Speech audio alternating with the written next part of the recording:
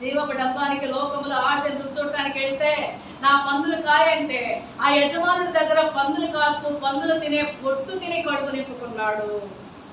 మనిషి తినే ఆహారం వేరు, పంది తినే ఆహారం వేరు. అంటే అంత భ్రష్టత్వంలోకి వెళ్ళిపోతారు అన్నట్లు.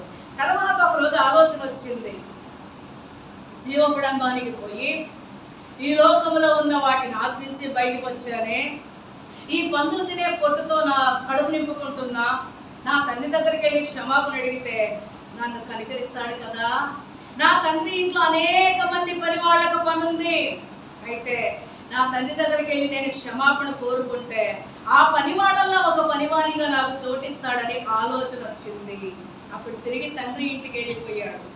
కాబట్టి ప్రియులారా, ఎందుకు చెప్తున్నా, జీవపు డంబం ఏం చేసిందంటే భక్తిలో ఉండనివ్వదు, సంఘములో ఉండనివ్వదు.